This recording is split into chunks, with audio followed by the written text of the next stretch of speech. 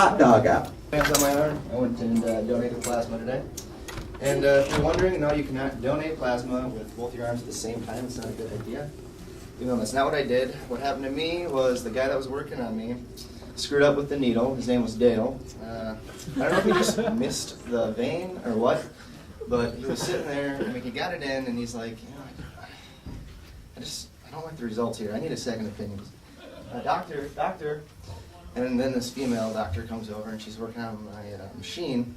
She's like, she looks at Dale. She's like, I don't know what's wrong here. I can't figure it out. He's like, yeah, either. I don't know either. And she's like, I think we're gonna need a third opinion here. Doctor. And I'm like, okay, crap. If we have to amputate my arm, I'm coming back and beating the shit out of all of you with it. Okay? So finally they get this old nurse over. She's like, all right, we gotta take it out. We're gonna have to pump from your left arm. I'm like, are you sure? Because that's my masturbation arm. I kind of needed it for tonight. All right, let's just do it. And the things I do for money. So as she's putting the needle in, she's like, oh, I'm really sorry for all this. And I'm like, nah, don't worry about it. It's okay. Dale's sitting over there by the trash can. I'm like, don't worry, buddy. It's all right. All of a sudden, this guy that Dale just got done with over here pulling the needle out, he's running over to the trash can. His arm is just bleeding all over the place. I'm scared. I'm like, holy shit, this place is not safe anymore. Everybody get the hell out of here, okay? Too late. He's already stuck the needle in my arm. So I'm like, okay, whatever.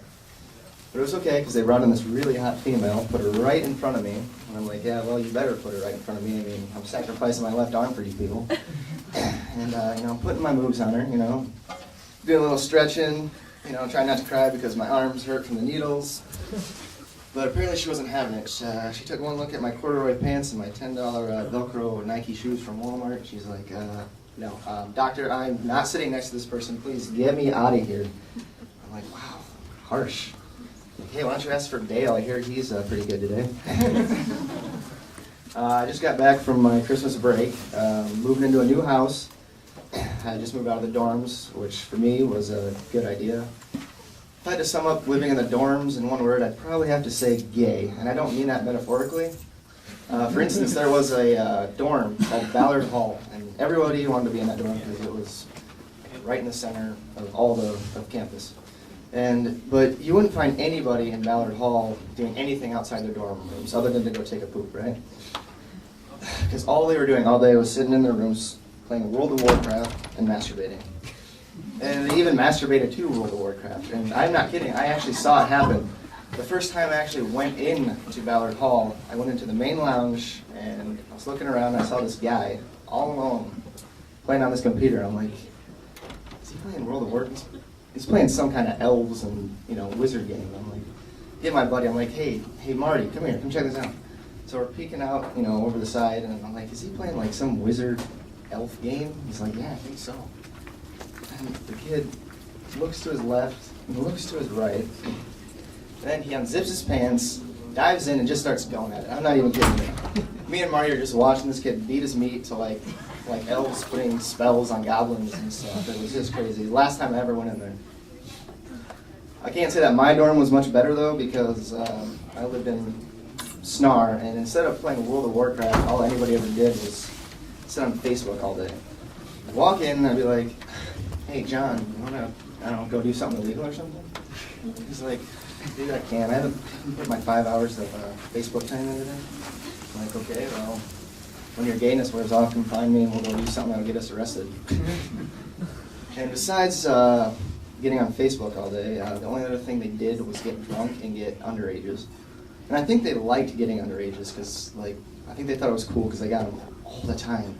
I'd wake up in the morning and I'd hear them out in the halls and be like, dude, I just got my second underage last night. It's like, yeah, dude, I just got another one too. It's like, how many is that for you? It's more lucky number 2. And that's 5 for me, homie. He's like, dude, you're so badass. 5? He's like, yeah, man. I just hope they think I'm badass in prison.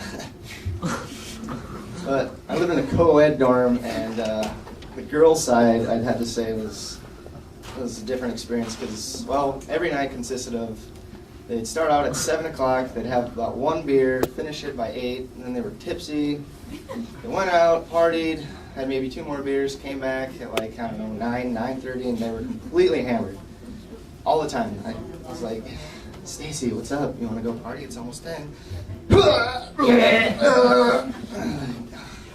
it, no, not the corduroy pants. And I thought it was funny. I mean, you may think I'm terrible, but I thought it was funny when they got underages, just because the first time I'd be sincere, I'd be walking down the hall, you know, and I'd see, you know, Christine crying here on the floor. I'd be like, what's the matter? She's like, it's got underage and it sucks. I'm like, well, Christine, that's because you're stupid, okay? Now listen, all right, it's gonna be okay. Don't worry about it. You know, it's a life lesson. Just take it in and just grow from it. Don't be so stupid next time. She's like, okay. So she goes to bed. The next night around 7 o'clock, I'm walking down the halls and I'm like, hey, Christine, what's up? Want to make out or something? She's like, actually, no, I can't. I'm going to this party in Fargo and it's going to be totally kick-ass. We're going to another party, but didn't you just get an underage the other night? She's like, yeah, but, you know, you'll be all right, you know, I'll be more safe, you know, just don't worry about it, right? Like, okay. So sure enough, about 9:30 rolls around, I'm walking down the girls' side of the hall where I usually am, and I see Christine crying on the floor again, so I get down again, I'm like, Christine, what's the matter this time? She's like, this got my second underage, and I got court the next day, and my parents are gonna kill me. What is my problem? I'm like, okay, well, we've already established that you're stupid. All right, the second thing is, you just need to tone it down when you're partying, okay? I mean, party too much here. And I'm gonna have to say that the most important thing is that you are just not smart enough to run away from the cops. She's like, shut up, what do you know? You never go out and party. I'm like, okay, well, I will think about that 2 weeks from now when you're in jail for your, like, what, 5th, 6th DUI, and I'm out doing my leisure activities, having fun playing Foursquare. All right, thank you.